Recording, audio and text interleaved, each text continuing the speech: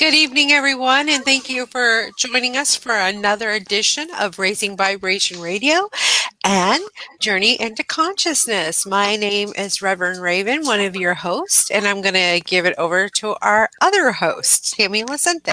Take it away. Hi, everybody. I'm the other host, Tammy Lucente, and tonight we have Tom Coates joining us for the conclusion of the Michael charts. I believe we're going to be going into overleaves with a little, probably overview of all of it. Tom, what are you thinking? Yeah, that's right. And good evening, everyone. Good to be back. And just to orient anyone who may not have joined us before, the Michael teaching, the Michael group is a group of approximately 1,050 soul fragments, or soul essences, which are terms Michael uses, and they're terms that are used by other higher plane groups as well. And as we talked about in the first session, Michael's cosmology, if you will, or ontology, if you want to be more philosophical about it, is a chart we put up the first week that shows 7 or 6 different planes, was surrounded by what Michael refers to as the Tao. We might also refer to it as the Godhead or the ground of being, and they are the physical plane, the astral plane, the causal plane, the higher mental plane, the messianic plane, and the Buddhic plane, all around what is also referred to by Michael as the Akashic field. And if Sandy, if you can put that up just so it's there for a moment on the screen. Tom, it is up. It's on there now? Okay. Yes, sir, it is. All right, I can't see it on my screen, so thank you.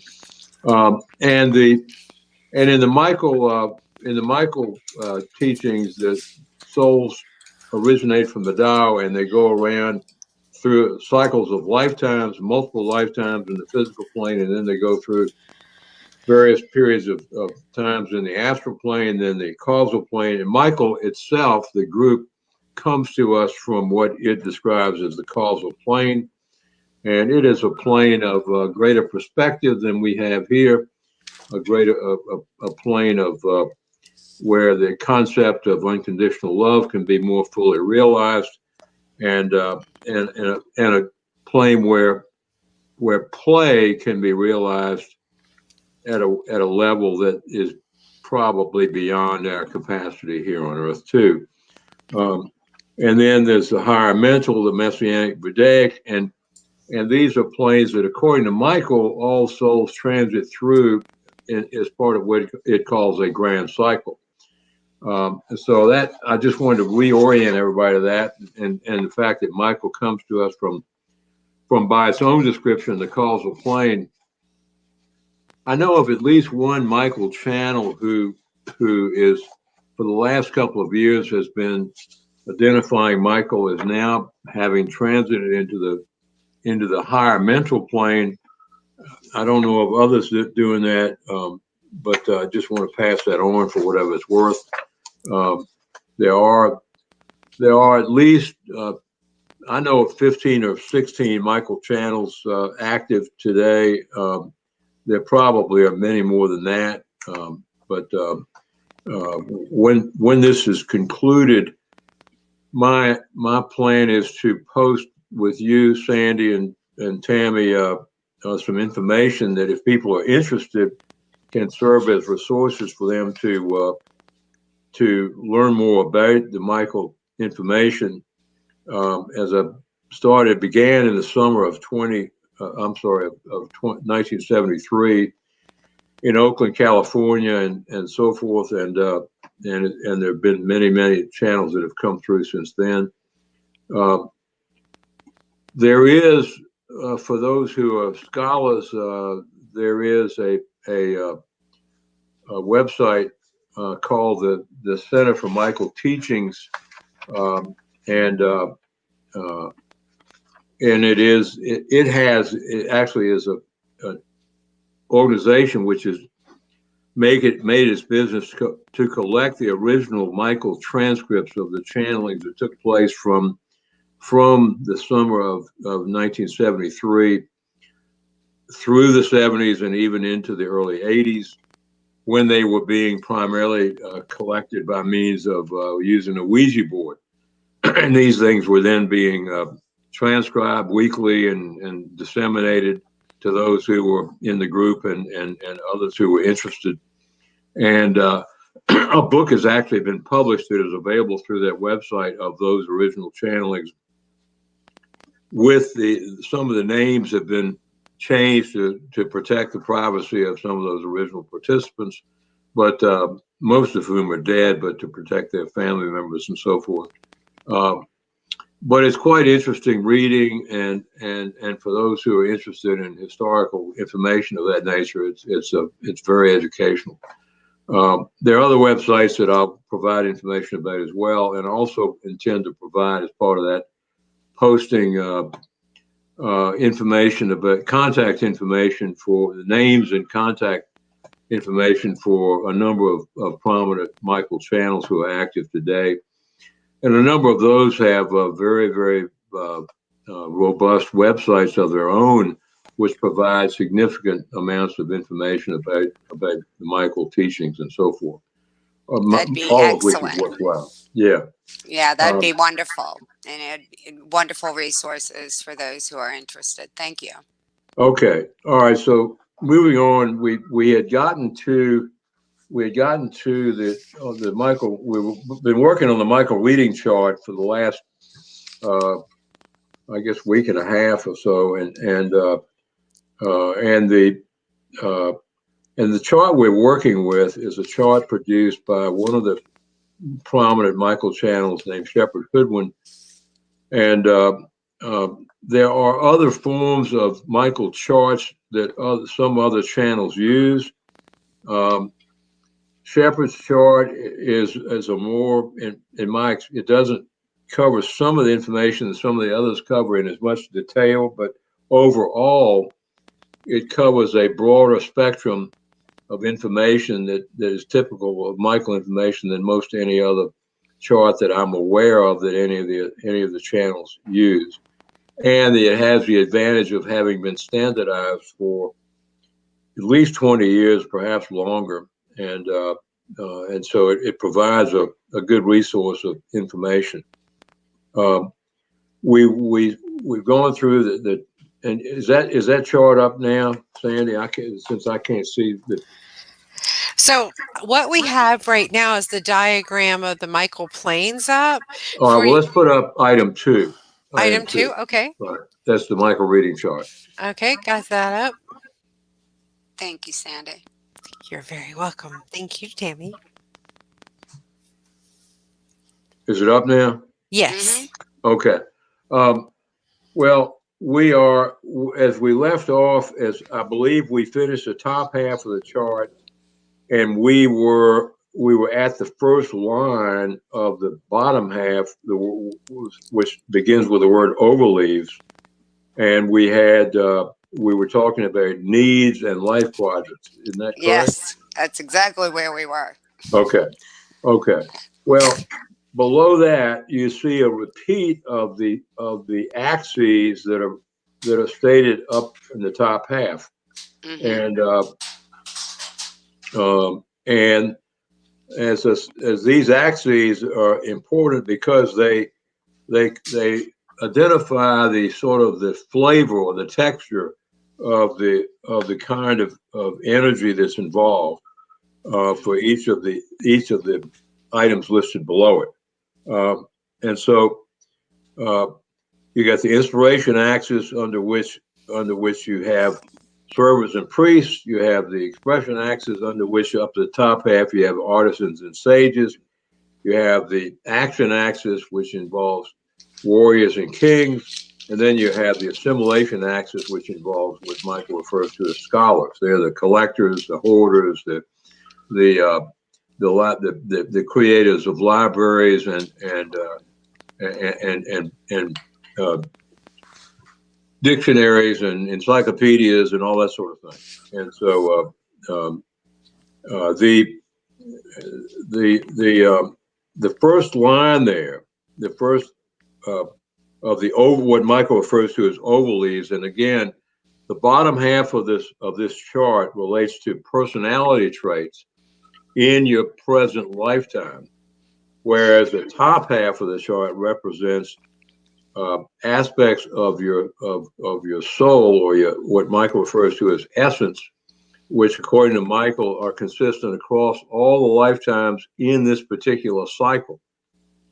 So they're very different, although they are interactive, and so it's good to know their connections with each other, and know that the roles, for instance, are fixed across lifetimes through a particular cycle of lifetimes. But the things on the bottom half were things you're experiencing in your current lifetime that you may or may not re-experience in another lifetime in the same way. And so in terms of the first line there is goal on the left. You see that? Mm-hmm. So Michael identifies 7 different goals of a lifetime. And in the inspiration axis, he identifies reevaluation as the ordinal goal, which is be consistent with a server, a role. And again, they're not tied to the roles, but they are in the same. They're the same energy pattern as the roles. That is a better way to understand it. Mm-hmm. In the cardinal aspect of the inspiration axis goal is growth, and growth is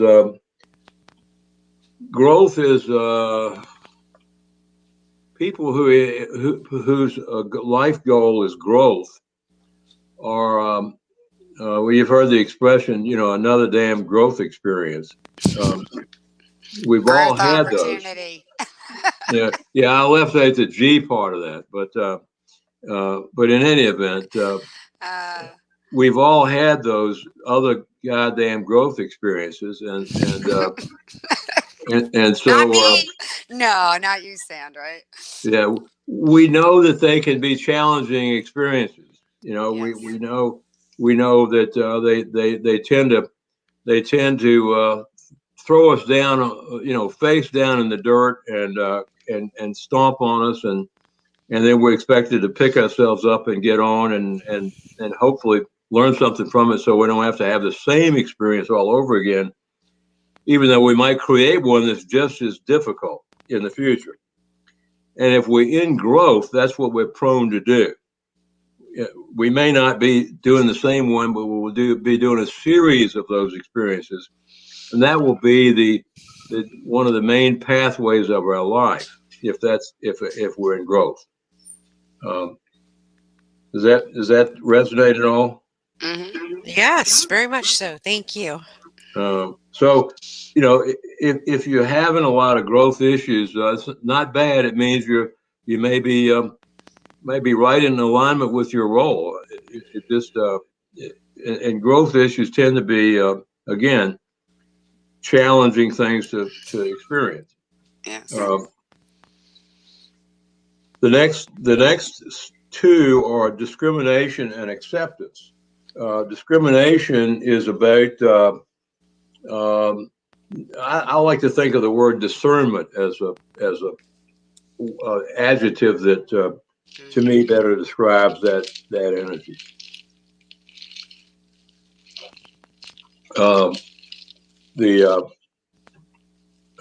But that's not making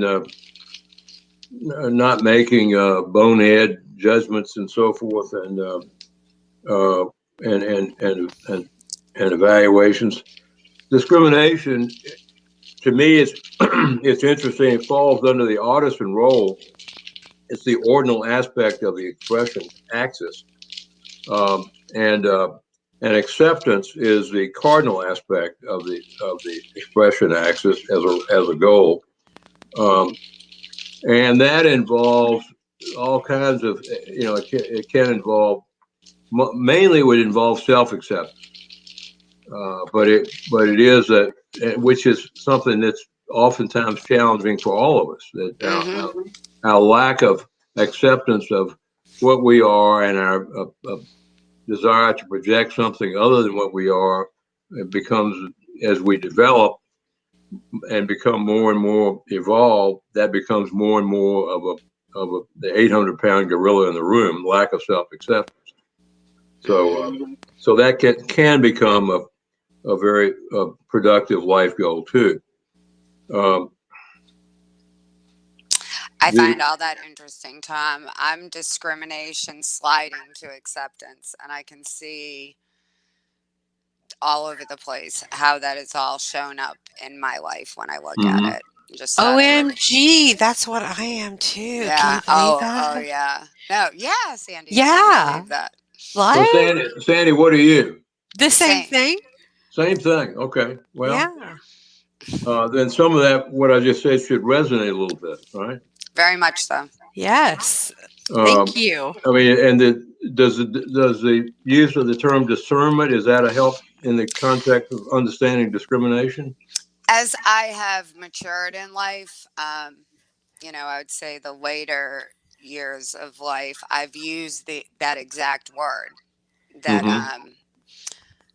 Well, can I I try ask to you? practice discernment and is all things as often as possible. Like actually being consciously aware of that and asking, for me, asking spirit to present to me clearly and for me to be able to discern things. But I wasn't always like that. So I think, I've thought that was a nice word to use for it. Yeah, Well, discrimination has a level of social charge and baggage to it Yeah, in our negative society today. orientation. It's Right, negatively right, orientated most of the right. time. Yeah. Yeah. so is that the same thing as don't cast your pearls before swine? I'm Well, that would unfamiliar be with that. an exercise of discrimination. Right, right. Tammy, you never heard that before? I've never heard of that. I don't even The, follow it.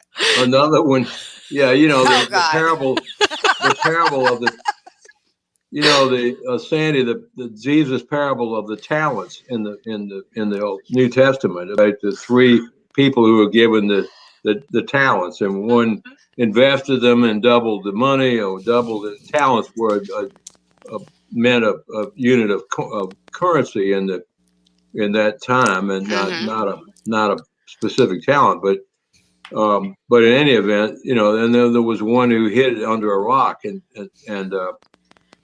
which was uh, another example of that. Yes, I remember that story very well. And Right. and so I've heard the word discernment, discrimination, Mm-hmm. acceptance my whole entire life. So I guess it was just what I agreed to be smacked up against the head with this lifetime. Thank Well, you. if the going ever gets too tough, just thank your lucky stars you're not in growth. Right? Yes. Well, that actually, excuse me for a minute. I actually had a question occur to me as we were going through this evening. In the same way, you're correlating um, um, a connection of just the energy fields with the top part, the essence of the soul and the overleaves. I was wondering on the goal line, like how like growth goes to discrimination, to acceptance, to submission. Is that also like a flow of energy that you see as it I moves don't in a know that I would, direction, or no? I don't know that I would do it that way, and I'll tell you why.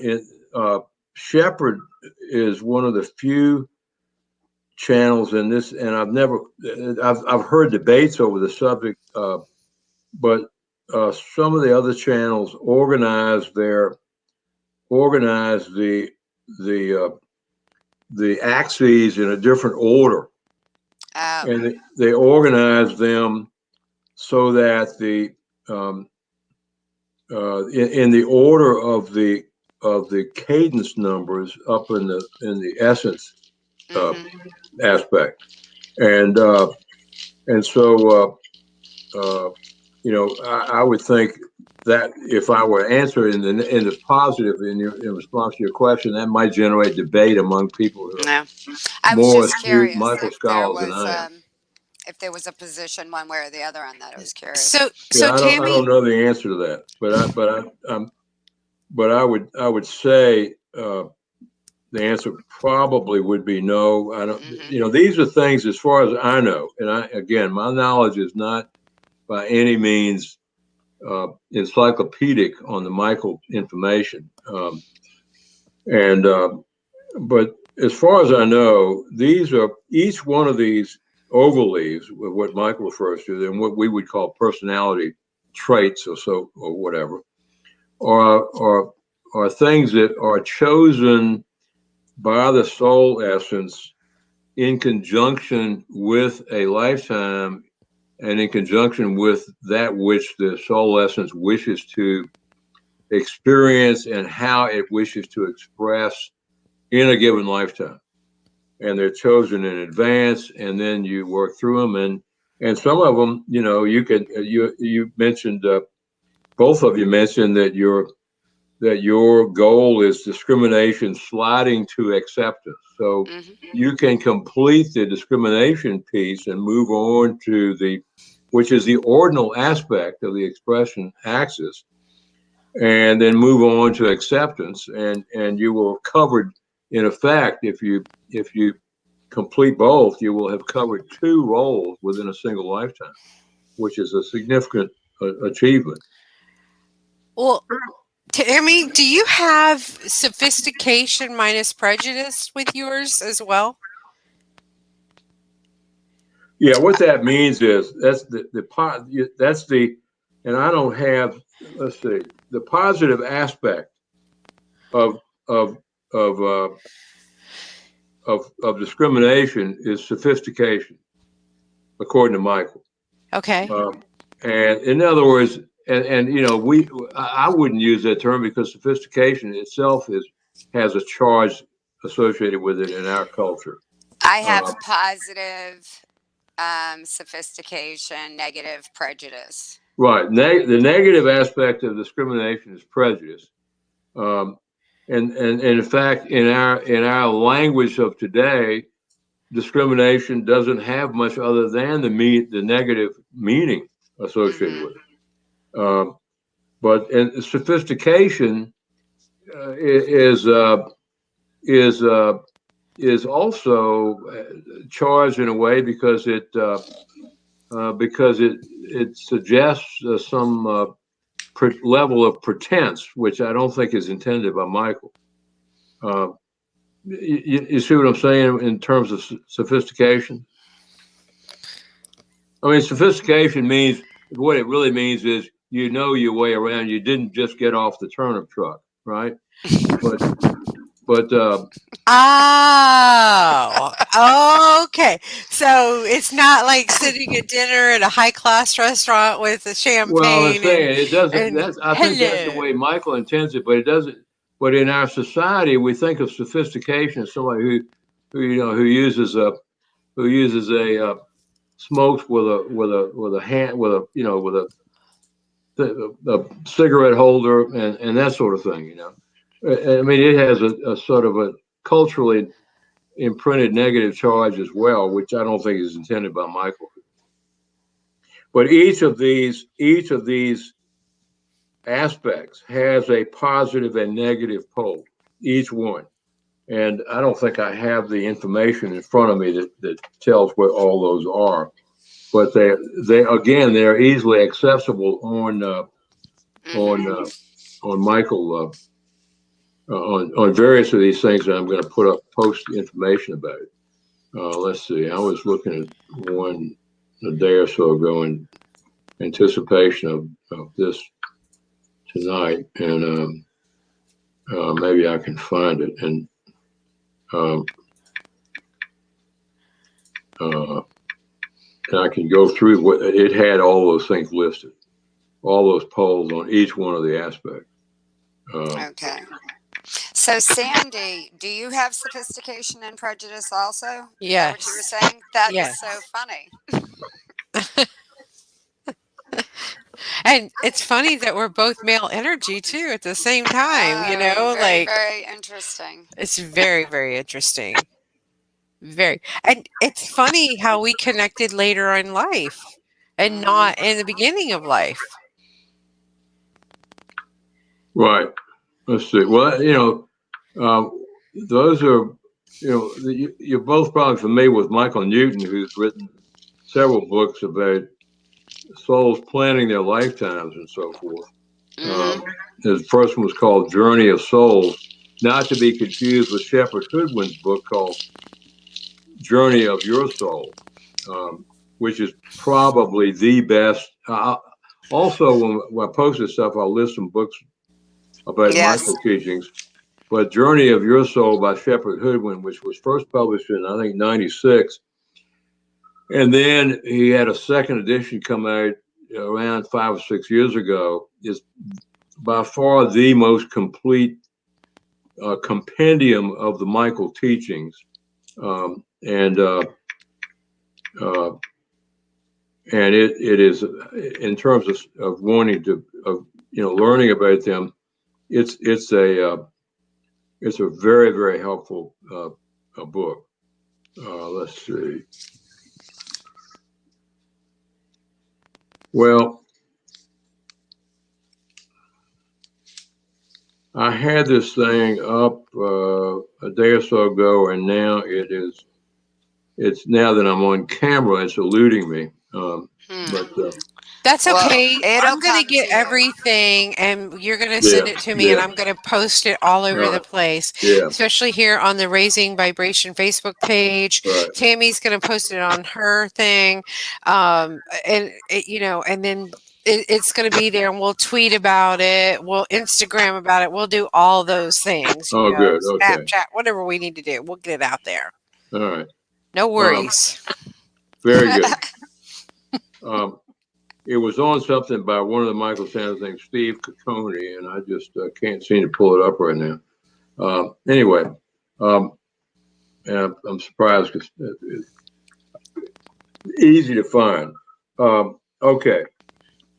The next item there is a submission and dominance. These are the ordinal and the cardinal aspects of the action axis. Submission is consistent with warrior, which is the ordinal aspect in terms of the roles of the action axis. And dominance is consistent with the energy of king. And so that these are the ones where you can see most clearly How they exactly align with the energies. how the energy of the role of the goal aligns with the energy of the role. You see what I'm saying? Mm-hmm. And so And it follows suit into the flow and scholar. right. So submission is it may seem like an unlikely alignment with warrior, but a warrior is someone whose goal is protecting something larger than him or herself, and it involves that is the aspect that involves a submission in the context of the warrior role. Now, it doesn't mean if you're in submission that you're a warrior. And so my role is sage. We all get to try on each one of these goals in different lifetimes, notwithstanding that our role remains the same across the lifetime. Are you with me there? Mm-hmm. So it's for a warrior to be in submission to the commander in chief or whatever to the king or whatever is a natural state for the warrior. For a sage to be in submission, it's a little bit different. For a priest to be in submission, it's a little bit different. Mm-hmm. So you get to mix and match these things from lifetime to lifetime. Within the framework of your role at the essence level remaining the same. And this is what this is what makes things fun. It's like how many ways can you make a different drink? It's the same kind of principle involved. It's like putting a new outfit on, but call it a lifetime. The top part is the body of the soul. Exactly. And each lifetime is the outfit and accessories that you're gonna be using, and passively, sliding towards other things. Well, by the end of the night, I won't have my purse. I will have let go of that, so to speak. Right. Just to make it a little lighter. Yeah. So I have a question real quick. Sure. So according to Shepherd Hoodwin, is that his name, right? Right. Okay. So he did my Michael chart. Mm-hmm. And he said that. Now wait, let me just clarify that. He channeled your Michael chart. Okay. He didn't do your Michael chart. He channeled my Michael chart. Right. So anyway, Michael did your Michael chart. Okay, so Michael, who channeled through Shepherd, said that I am in the oldest soul group that is on the planet currently right now. There was 2 before this soul group that are no longer coming on the planet, and I happen to be on the oldest one. Mm-hmm. Is that right? Is there different soul groups and they don't come back again after a certain point in life? Well, you're talking about the cadre entity aspect, right? Well, all I know is that. Yes.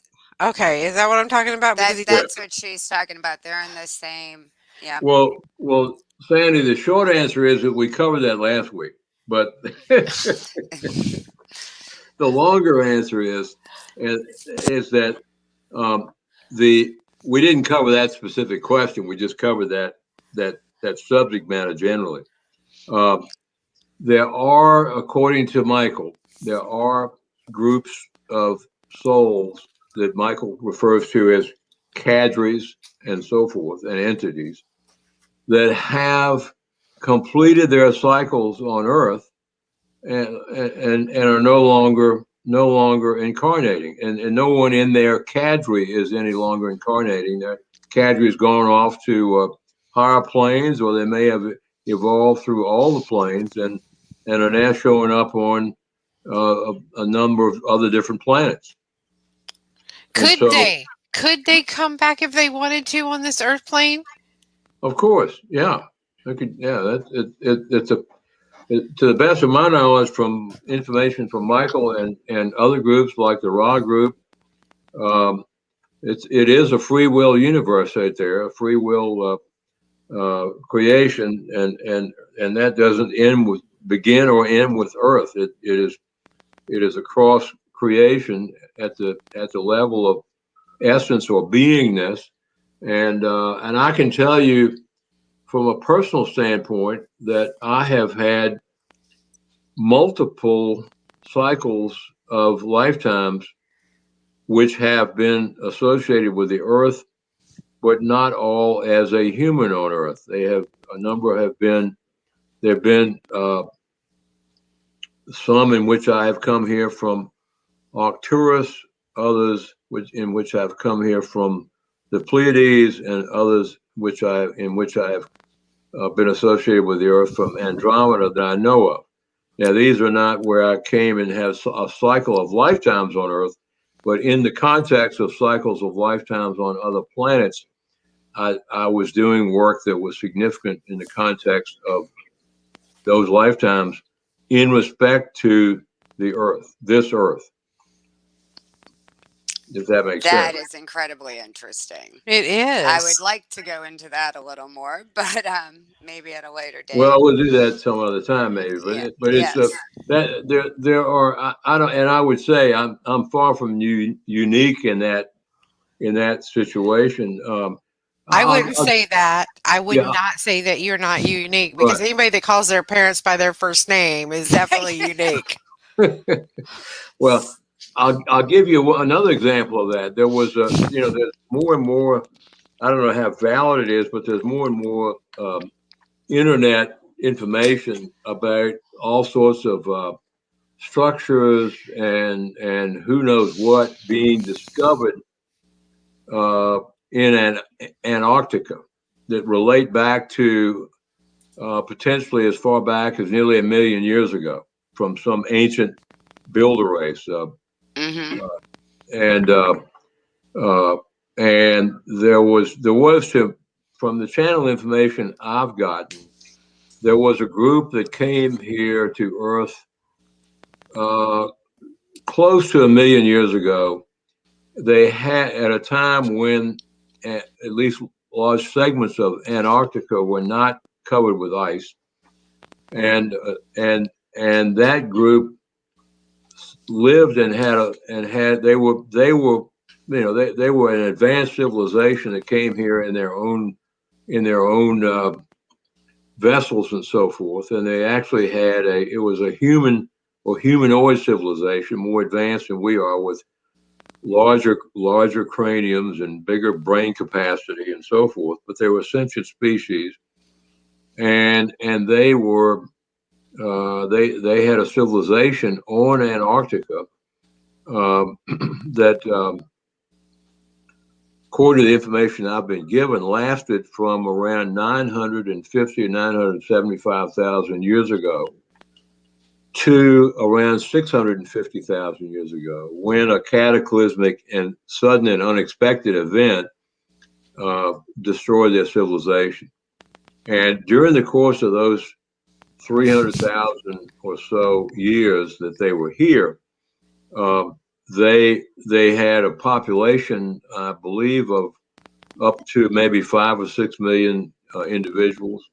There were proto-human groups on the planet, like the Homo erectus and so forth. This is in time, to put it in perspective. This is before the Anunnaki or ever supposed to have arrived on Earth. They were supposed to have arrived here, according to Zechariah Sitchin, around 450,000 years ago, and tweaked the Homo erectus group to create more advanced humans who were subject to, who could be a slave race for mining purposes, because they were here to mine gold. Wow, we are really going to have you come back on again, Tom. Anyway, but I was again, I hate to digress, but I had a cycle of lifetimes within that group in Antarctica, to the best of my knowledge. And so yes, this is in response to your question, Sandy, about could you come back to another planet if you wanted to, and the answer is yes. And it's, again, not because it's just dumb blind luck, but you come back because you make a choice for whatever reason. You want to come back and keep on working with whatever you're working with there, even if it's in a different species than you were there in before. Okay, thank you for that.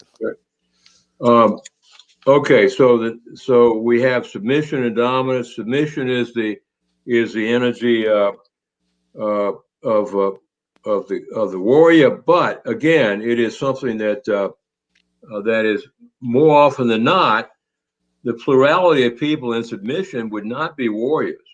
They would be, well, maybe the plurality of warriors might be in submission, but the plurality of people in submission would not be warriors. There would be who knows what. It's because everybody is mixing and matching all the roles and all the goals for a given lifetime. And so again, these goals are for your current lifetime only, whatever that one is. And so the next one is dominance, and that is again the energy of being a king. And I think one of you asked last week about an example of that, and I suggested 2 examples. One was Donald Trump, who is a king in dominance. Um, and another one was Jesus Christ, who was a king in dominance as well. Or maybe he was a king in submission. I don't know the answer to the. He was definitely a king, an old king. Donald Trump is a young king. Jesus Christ was an old king, and maybe Jesus was in submission, not in dominance. But any questions on that? No? You, Sandy? No, I totally get it. Okay. And the last one is flow, and that's not short for Florence. That's short for Alfred E. Newman. Alfred E. Newman, the famous, for those of us who are old enough to remember, Mad Magazine, and the perennial mascot of Mad Magazine, Alfred E. Newman, the cartoon character, who always had his hands up like this, saying "What me worry," and that's flow. And flow is an atmosphere. And some channels refer to flow, by the way, as stagnation. I prefer flow myself, but I'm in flow in this life. So I think flow is much more dynamic than some channels give it credit for. But in any event, That's flow interesting. Some channels call flow stagnation, huh? Well, maybe put it another way. Michael has referred to flow as stagnation through some channels. Michael, in the original Michael channelings back in the early 70s, through the 70s, for instance, Michael referred to the server role as slave. And which is, there's obviously a big charge associated with slave and slavery. Mm-hmm. But I think it's interesting because it tells something about the human experience on Earth, and I'm sure on other planets as well. Slavery is something that I have spent personally a lot of energy exploring as a dynamic, as an attraction, as an energy that we're drawn to from the standpoint of master and from the standpoint of slave, for reasons that are sometimes difficult to understand and fully explain. And it is still, notwithstanding that we have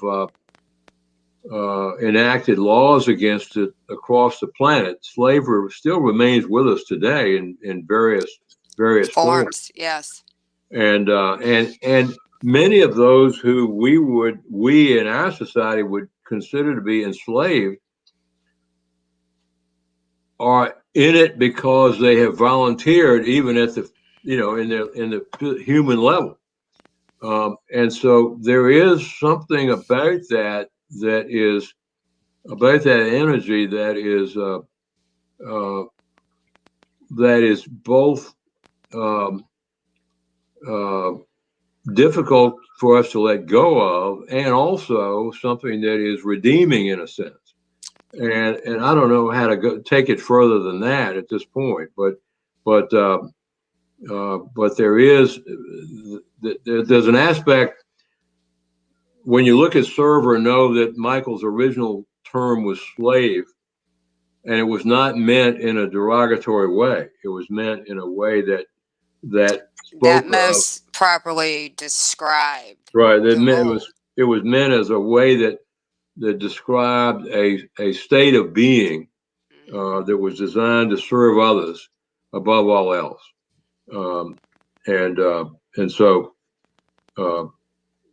it's captured to a large extent by a server, but not entirely. So when you throw the two together, you get a more holistic picture of what that energy is, and know that there are negative aspects, I would say shadow aspects to it that we still have not fully grasped in our human experience on Earth yet. Does that make sense? Yes, it does. And I would agree with that statement. Now, flow again is one of it's sort of a well, gee, you know, I've had a hard morning in classes. I'm going to take a nice little recess from these challenges of having to memorize my catechism and all that, and just get on my inner tube and float down the river and have a nice relaxed Sunday afternoon. Although even though I'm in flow, I found that there are any number of challenges that can be associated with a life in flow as well. But it is on the assimilation axis, so it is one that doesn't have a negative, or it has negative and positive, but does not have, the negative is stagnation. I can't remember what the positive is, but it doesn't have a ordinal and cardinal aspect. It's just a state of letting be whatever is, and finding a level of perfection within it, within the imperfection that life presents us, if that makes sense. Very much. Okay. Yes, it does. All right. And you know, in the same, are you familiar with the icon I talked about, Alfred E. Newman? Mm-mm. Very much so. I used to read Mad Magazine. I hated it. Mad Magazine was a work of genius, in my opinion. Yes, it was. I never got past nothing about it ever attracted me to it. I never read it. It might be interesting to look at it now. It's for all us crazy minds out there. Right. The crazy genius minds that just like, yeah. Well, I guess Tammy, your level of discrimination wouldn't allow you to. It was just much too high. It had not gotten close enough to slide into acceptance yet, apparently. Right. As I said, in my earlier life, I really can see how that was true. Right. Okay, next line is attitude. This is, you know, we all have a goal, in a life goal, but we also have an attitude which we bring into it. And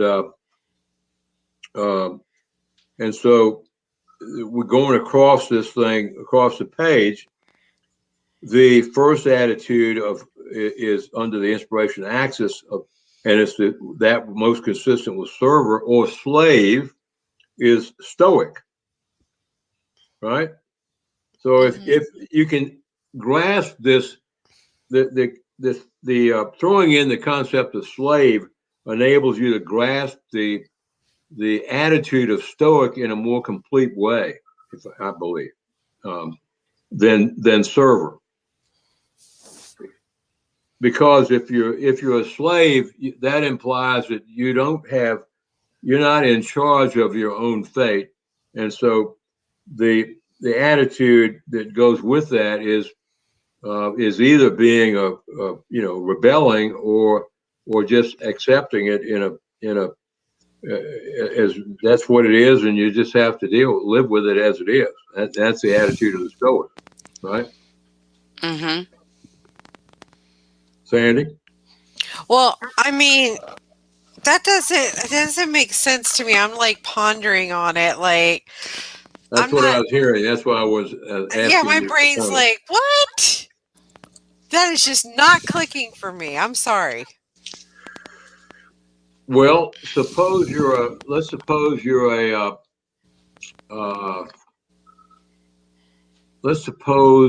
are a nurse's aide in a nursing home. Okay. And you have a bunch of people in there who are who are in various stages of dementia, and they're incontinent, they're unruly, and you just have to deal with them best you can. They're peeing in their pants and they're pooping in their pants all the time, and you're having to change their diapers, and it's a very, very challenging job. Do you understand the stoicism aspect of doing that? So to me, that would mean like the person is a hero of giving of themselves to take care of another human being. Right, right. But the only way to, I mean, you do that from the perspective of being a stoic. You're accepting things as they are, and you're dealing with them in the best way that you can, without causing you distress. That's Okay. So okay. stoic is a servant then. Well, it's consistent with the ordinal aspect of the inspiration axis, which is a service to others aspect. Okay. Yeah, I get it. And I Okay. have been playing that role for a very long time. Yeah.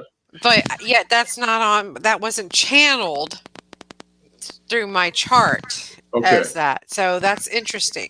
Right. What is your role, if I may ask? Okay, so let me go. Mine is skeptic. That's the attitude, right? That we're Okay. talking about? And just little side I mean, note, your attitude. as I'm well sorry. as mine. Mine is also skeptic. Is So that Sandy, right? I'm just saying, isn't Isn't that that interesting? With positive investigation and a negative suspicion? Huh. Exactly. Go figure. Yeah. Well, skeptic. Skeptic is what you just manifested when I was talking about stoic. You know? That's what I was just gonna say that. So it all fits together quite well. Oh, that's So funny. anyway, the next one is spiritualist, and that is, as you can see, the connection between that and priest, the energy of the role that's the cardinal aspect of the inspiration axis, and so you can see how spiritualist and stoic are interconnected in that both are related to attitude, but the spiritualist attitude is one that's more outgoing. It's more outwardly expressed. The stoic is one that's more inwardly expressed. The ordinal aspect. You understand? Yes. Okay. Next one we just touched on skeptic, and this is on the expression axis. Skeptic and idealist. Now, both of you, I think you just indicated are skeptics. Is that right? It's correct. Yes, that is correct. Right. So But I don't feel that way. Huh? I don't feel that way. You don't feel Even like though a skeptic? I just That did was it. my response to it also. And I think Tom was very, very helpful in me understanding. In fact, I could see myself as a skeptic in this lifetime. So, anyways, so go ahead, Tom. Well, interesting enough, we all fall into this one. I'm an idealist, and so which is completely consistent with my primary role being sage, and so that is the cardinal aspect of the same axis of expression as skepticism. A skeptic is saying no, that's bull, and an idealist is holding out for something that others may not think is potentially real, but not it's idealism is not something that's imaginary. It's just something that may not be realized, but it's possible. Wow. So Dennis just said that he is skeptic too, and he doesn't feel that way, and yet, Dennis and Tammy and myself have gone in together and gotten we're doing something together, which is if I was a skeptic, I wouldn't even have begin to do something like that. So it just, to me, kind of blows my mind that just smacked right down on the paper like that, you know? Right. Well, Okay, but wait a minute. I think if I may interject here, I think as we go through, because when I get down to my and I'm jumping ahead, and you can just correct me if I'm wrong real quick, Tom. But down in the bottom, when we do get to soul age, mhm, so I'm an old two, but I'm manifesting a relationship for. So it may be in the earlier part of my life I was manifesting one. Over the course of a life, you can also shift in right. some categories, right? Hmm. I, Right. I didn't know if maybe. Yeah. So what I was just going to say in response to what Sandy just said is these just as was indicated in your goal thing where it says discrimination sliding to acceptance, Hmm. all these aspects of personality can be shifted within a lifetime. Mhm. Okay. So your attitude can start out being one thing Right. and can shift to something else. That Realize would make sense. Yes. and realize too that, for instance, idealist is the cardinal aspect of the same energy as skeptic. You follow me? Mhm. Yes. Exactly. Yes. And that was what So I was also just trying to right. reference. And that's how, when you and I had discussed it, when I had gotten my chart back, you explained, and I could see how, well, yeah, that is what had gone on through my life. And um, I unpacked it better that way. Mm-hmm. So then we're on to cynic. We're on to the action axis, and the next Mm-hmm. role there is cynic, which is the ordinal aspect of the attitude of the action axis. It's cynic is a skeptic is a doubter. A cynic is a more proactive dater, if you will. And uh, and so it's sort of like GI Joe, who's always complaining no matter how good or bad things are. Mm-hmm. And and a realist is the positive, or not the positive, but the cardinal aspect of that same energy. And again, these are aspects of the action axis. And so the when I think of these aspects, I think of the motto of the. I was an army officer years ago, and I think of the motto of the Corps of Engineers, which is the difficult will be done immediately, the impossible will take a little longer, and so that that is it's not really it's that's a maybe more of an idealized view of it, but I've always liked it maybe because I'm an idealist. But Yeah, I think that's a little tainted, but it's good. yeah, but in any event, cynic is a typical attitude of a warrior in submission, and the realist is the attitude of the king. Mm-hmm. And so and I say it's again, bear in mind these attitudes are ones that are taken on by everybody in every lifetime, and you don't have to be a king to be a realist. You don't have to be a warrior to be a cynic. We all take on these attitudes, and we all express aspects of these attitudes just in our daily lives. There's just going to be one that's more dominant or predominant than the others, and that will be the lens through which all the others are expressed or felt. Uh, Exactly. okay. Mm-hmm. Uh, then the next one is pragmatist, which is the under the assimilation axis. Now, my late wife was an artisan, and her goal was discrimination, and her attitude was pragmatist. And so that's a good example of how these things. I mean, her discrimination goal was exactly consistent with being an artisan, but her pragmatist goal was more consistent with being in flow and with being a scholar. Whereas, and my idealist goal is consistent with being a sage, but not flow. And so, we mix and match these things lifetime by lifetime. It just, for the fun of it. It's just like being in the sandbox as a kid and building a sandcastle and then destroying and building another one just for the fun of it. Mm-hmm.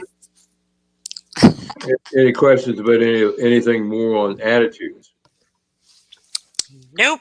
I'm good. I understand it. Okay. Okay, mode, and bear in mind, as I say, each one of these characteristics has a positive and negative pole, and that information is available on the information that I will provide. The next one is mode, and this is just the manner in which we present the way our personality will present things, and act things out, carry things out, feel things, express things, and so forth. So the first again on the inspiration axis, the mode of under ordinal is reserve. I don't think either one of you probably has that as a mode, is that right? I do not. I have passion. What about you, Sandy? I got observation. Okay, all right. Well, reserve is, you can see the consistency of that with stoic, with the server energy and so forth. It's the ordinal aspect of the inspiration axis.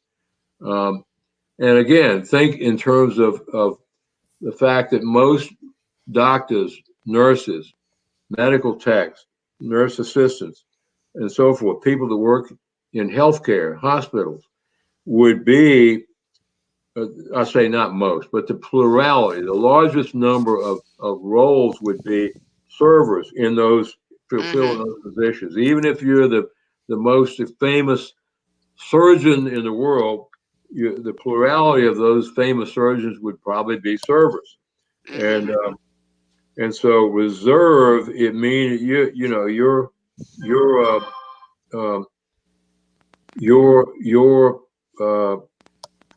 holding back. You're not expressing yourself in the way that, because that might interfere with what you're doing. What you're trying to accomplish. Passion is the cardinal aspect of the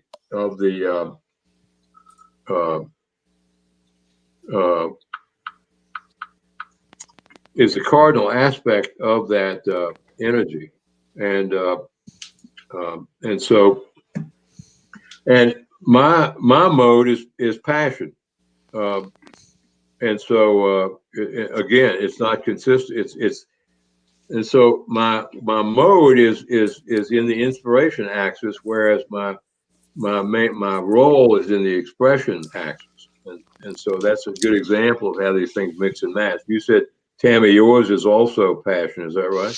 Yeah, and I was just wondering, so passion is in alignment with my essence twin, which is priest. Right. And then when I go over to my essence expression being sage, and then I go to the overlays expression and I come in discrimination and skeptic, do you think it would be fair to say you can observe your life and see this is where it feels to me, maybe it's just within each column, but that you can witness, I've been able to witness me moving more towards acceptance, going from skeptic more towards idealist, under Mhm. the sage column. Right. And I'm wondering the passion overleaf with the twin essence priest, is there a correlation there also with your twin essence? Is that making any sense to you, Tom? Well, I think But it would be unlikely to be in passion sliding to reserve. Passion being the cardinal aspect. yeah, If but you're if gonna, you were to also look at those as maybe an immature aspect and a mature aspect, if you were already in a mature, you wouldn't go backwards. well, I I don't don't think know. these I are. don't even know that that's the correct way to maybe even look at Yeah, it. I don't think the Michael group would rate any of these as mature Sure, versus immature. or yeah, okay. All Um, right. I will say that the positive pole of passion is self-actualization. Um, the negative pole is identification, and so self-actualization means connecting with your true self, Mhm. finding your authentic voice, that sort of thing. Mhm. Um, uh, Identification would be, I'm a member of the white race, and therefore that makes me superior to everybody else on the planet. And I mean, that's a low level form of it, but nevertheless, that's an example of it. Identification with something. With Some. something, yeah, yeah. Yes. Okay. Even if it's, if you're Donald Trump, you're identifying as Trump. Mhm. That's you're branding yourself, Mhm. um, and so um, that's identification. We have a lot. We have a lot of public these days of what was referred to as identity politics, but which a term that didn't even exist as recently as 5 to 10 years ago. At least 10 years ago, it didn't exist, as far as I know. It began to come into the lexicon, into our language, maybe 5 years ago. And when it was first expressed, hardly anybody knew what the hell it meant. But now it's something that everybody understands because of the prevalence of it. Exactly. Sandy, any comments or questions on any of that? No, I'm just sitting here taking it back, observing like my thing says I do. Observe. Okay, so you're an observation. All right. So the next two are in the expression axis. Is caution is the ordinal aspect, and power is the positive aspect. I mean, the cardinal aspect. And so these are these are modes of being, and um, the caution is one that is fairly easily understood. Neither one of you is in that, right? No, we're Mm-mm. talking. Um, Power is one that is it's interesting that it's associated energetically with the expression axis rather than with the action axis. And Like king, right? I'm sorry, yeah, exactly. The action Mm-hmm. axis is king. Power is associated with forms of expression and with levels of authentic expression. So Mm-hmm. again, a good example of that would be somebody like Jesus Christ or Gautama Buddha or Mm-hmm. people who expressed in a way that their power became self-evident, even though they were not in roles of temporal power. Of actual, yeah, of actual power. Um, to put True. it in to put it in biblical terms, is again the caution mode was expressed by Jesus' disciples when they were in the boat in the storm. and Jesus got it, walked on water, uh, where his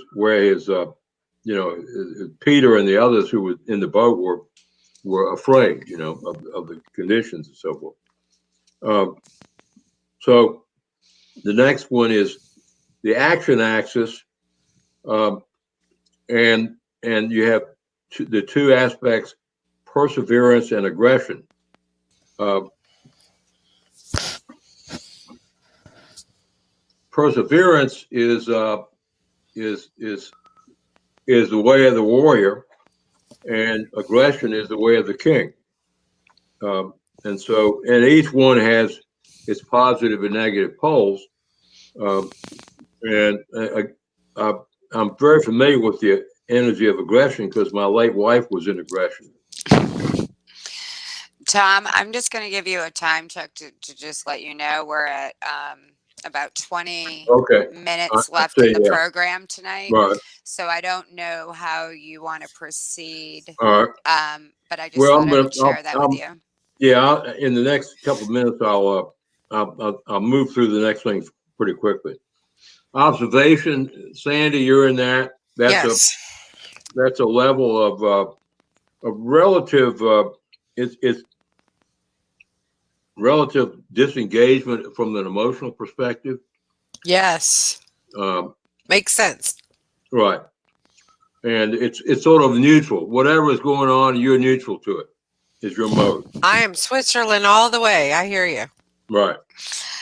That's hilarious. And you can see the consistency between that and flow, for instance. Mm-hmm. I wish you could think of flow because I keep thinking of ant flow every time you say that word.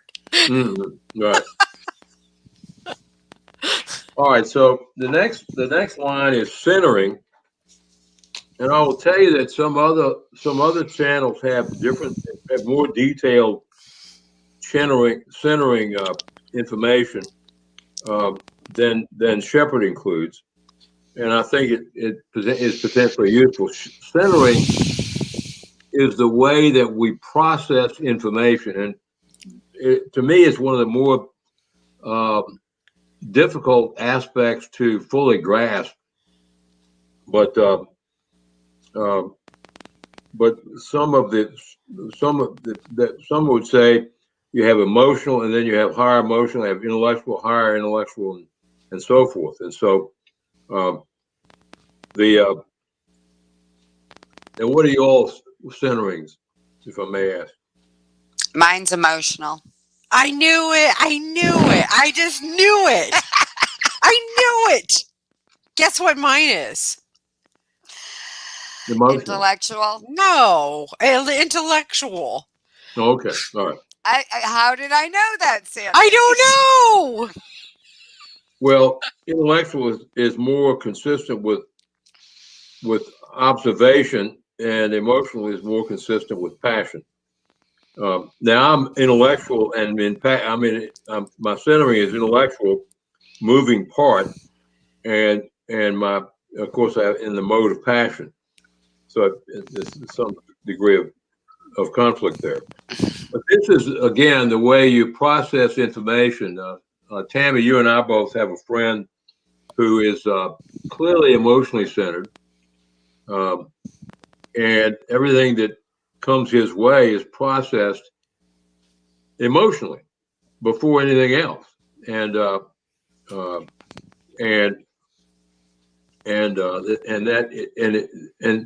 that's there's nothing wrong with that. It's just a different way of processing information. It's like your senses. It's how you. Right. It's like taste buds, so to speak. So like some people like spicy food or whatever, and they're really not that you get to at this point you picked it that way. That's how you would process all of that is through that the emotional or intellectual or physical. It makes perfect sense. Right. And you can recognize, like Sandy just left. She hasn't even seen my chart, and she knew I was emotional because that's how I show up. Exactly. Any more questions on that? I'm going to move quickly through that. Yes, let's move through. So just real quick, so physical and moving though, that would be like physical would be more of your athlete type people out there. You think their center Yeah, about physical is the ordinal aspect of the action axis. Moving is the cardinal aspect. They're both sort of physically oriented. Somebody who's a Virgo would likely be one or the other of those things, for instance. Mhm. And because Earth signs would be more consistent with those. One is the moving is more is a more extreme aspect of the physical of the action axis. That's all. Okay. Thank you. All right. Next one is chief obstacle. This is something that we're more conscious of, or maybe more conscious of than some of the others in terms of our personalities. And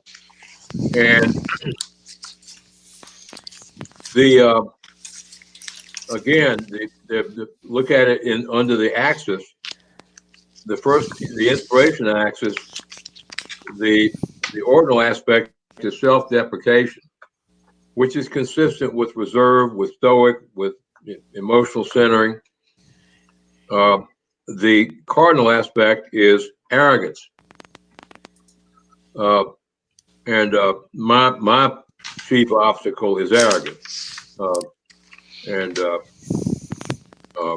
these, by the way, these aspects are ones that if we live long enough, we can go beyond them. It doesn't mean we have to pick up another one. We can just let go of whatever our chief obstacle is.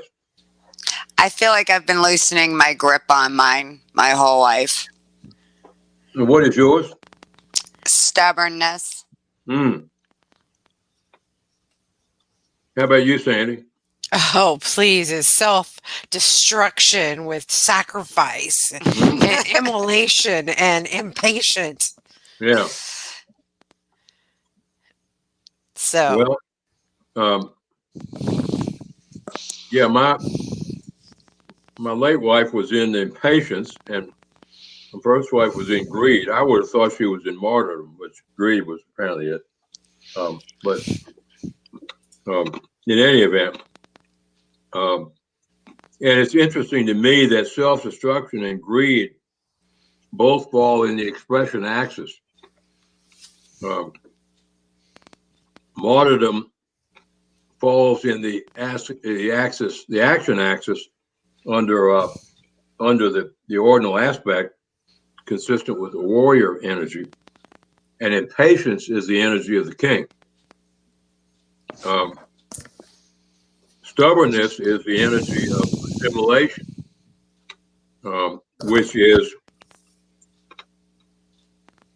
now you say you're in observation and you're in flow, so you've got a lot of energy consistent with assimilation there, Sandy.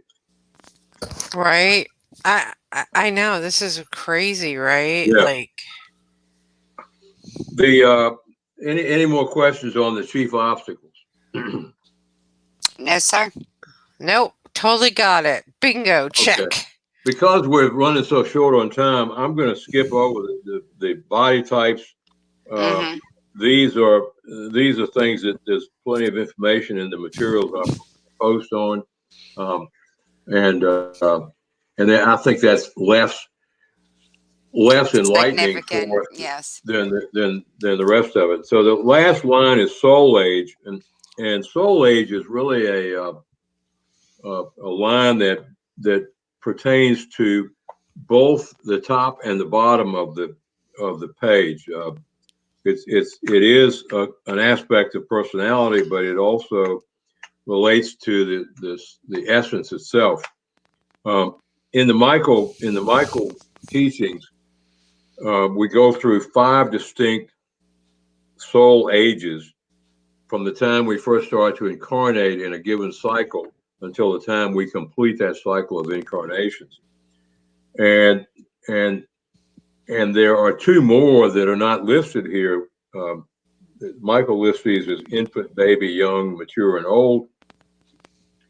There are two more referred to as transcendental and infinite, and those are not listed because they're not ones that we normally would express in our physical cycles of incarnation.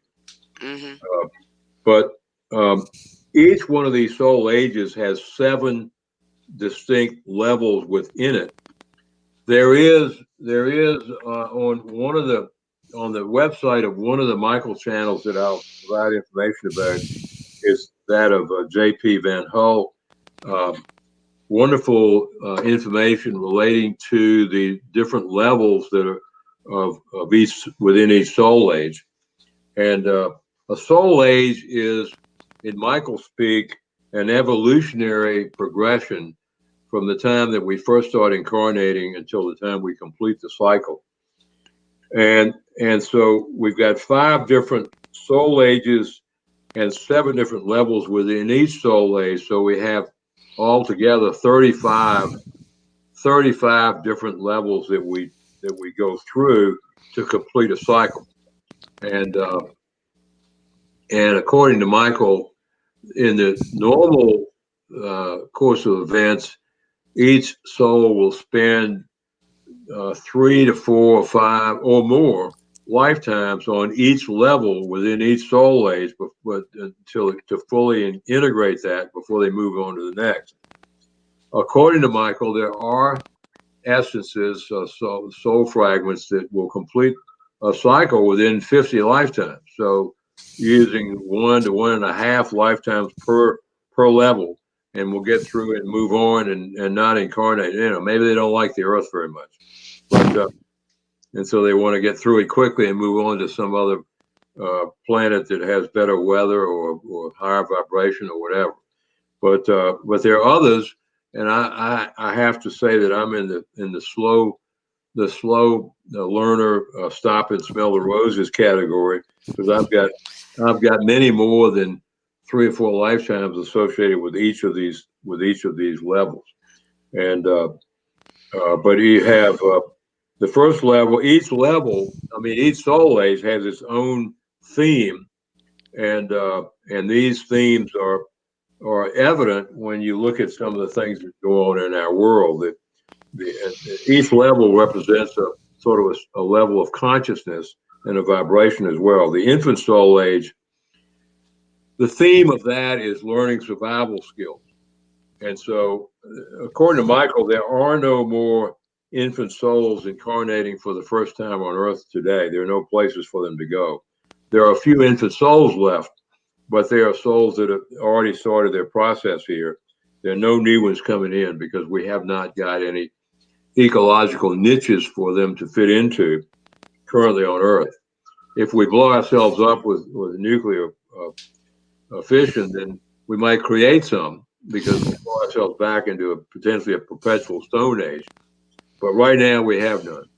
And so, but these are again, this is like a child in infancy learning what it's like to be a human. And the baby soul age is one where the general theme or most dominant theme is getting the rules straight. And so that is one where that's where religion as we know it is anchored. And so religious dogma and all that is anchored in the lower reaches of the lower stages of the baby soul age. Most evangelical evangelists would be baby souls. Pat Robertson is still alive. Billy Graham. These are baby souls, and again, nothing. The soul age is not a level of superiority or inferiority. It's any more than it's somebody who is 75 years old is superior to somebody who is 15 years old. In fact, most 15-year-olds would consider themselves vastly superior to a 75-year-old. and Amen. yeah, and so that the parallels are appropriate in that situation. The energy of Young Soul is that, or the theme of Young Soul is of dominion over the physical plane. The first chapter of Genesis is a sort of a Young Soul manifesto in which it stated that man or humanity was given dominion over the beasts of the field and the birds of the air and so forth. That is a Young Soul manifesto, if ever there was one.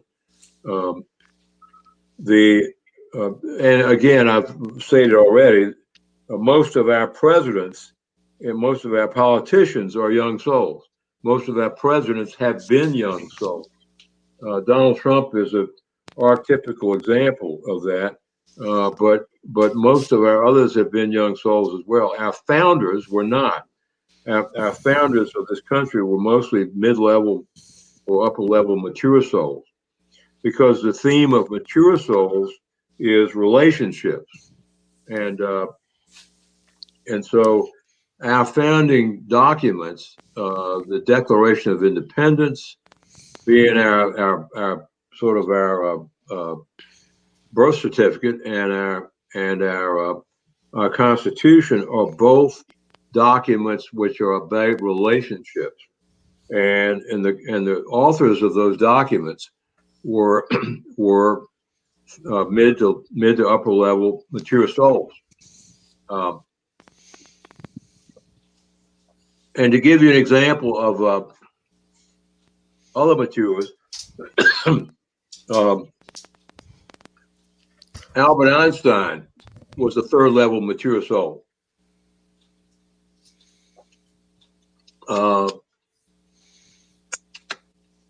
Relativity is about relationships, and he was a classic example of a brilliant mature soul. Ken Wilber, who is probably the greatest philosopher America has ever produced. I actually watched a live stream video of him this afternoon. He was a third level mature soul. I think Jefferson was a third level mature. And so this is, and according to Michael, we're moving into the mature soul age right now as a world. We're moving from the energy of seventh level young into first level mature. Tom, can I interject real quick? There's Sure. some information that I know I just thought was just interesting. The overall percentage of souls in each category that Michael says are currently on the planet that you had shared with me at one point. Right. I can't remember what they are at this point, but the largest number until very recently, the plurality was young. Now, as of just in the past 1 to 3 or 4 years, the plurality has become mature on the planet. And one of the things that makes the United States significant across the planet is that its soul age configuration tends to be a mirror more than any other country of the energy of the planet itself, in terms of humanity, the human consciousness on the planet, not the planetary consciousness, but and so as the soul age of the planet, of the human consciousness on the planet, has just barely tipped the scales away from young soul towards mature soul, the same thing has happened in the United States, although you would hardly know that from some of the political That's really stuff. interesting, though. Yeah. And so, and then, so I think the number of maturers is somewhere in the category of 30-some%. The same with the number of youngs. baby souls would be in the maybe 15%, infant souls in the less than 10, and old souls in around 10%. And all of them together add up to 100, of course. Exactly. And old souls, the theme of old souls is perspective.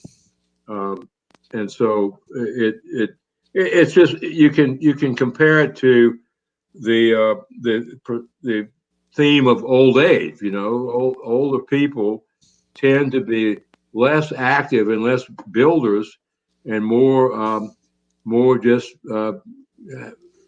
gaining perspective on their lives and the meaning of life and so forth, whether they share it with the younger generations or not. And and nations can change from time to time. For example, according to Michael, as of 1940, around the beginning of World War II, the country with the largest population by percentage of old souls on the planet was China, and it was it was basically a territory of various Western powers, and it had been so for a century or more before that, even though it had a nominal monarchy and all that. And and nowadays, China, in the last 50, 60 years, China has become the country with the largest population of young souls on the planet, which is why China is today what America was 60, 70 years ago. It is able to build things that no one else can even dream of because it has such a huge percentage of young souls in its population. And so in terms of manufacturing prowess, there's no possibility that the United States will ever compete with China in the future, at least in the foreseeable future. The reason that America has been able to keep up the economic superiority to date is that as its population has moved more towards mature souls, it has become more involved with relationships. And in this case, that means the relationship of money to power and money to economies. And so Americans have kept the economy up by manipulating money, while the Chinese have built their economy the same way the Americans once did by making things. These are just different aspects of soul expression and soul age expression, if that makes sense.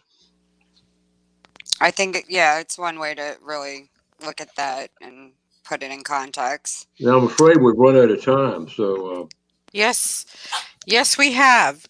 We have run over time. We're 3 minutes over.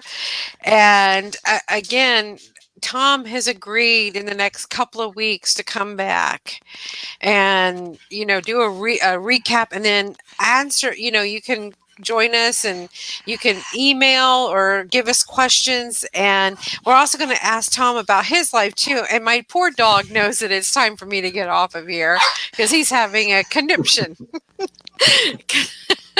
So with that, Tammy, would you like to close out the show this evening? Yes, I would.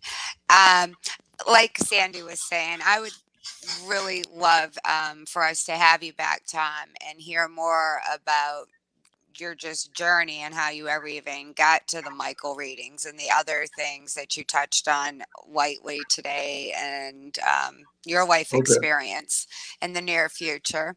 And all right, this I'd has love to been do it. really wonderful. Thank you so much for taking the time to explain the Michael charts to us. All right, it's been my pleasure, and I hope that whoever listens got something out of it, and I hope that the information I post will be of some benefit too. So, thank I'm you for sure having it me. will. Thank you, everybody. Good night.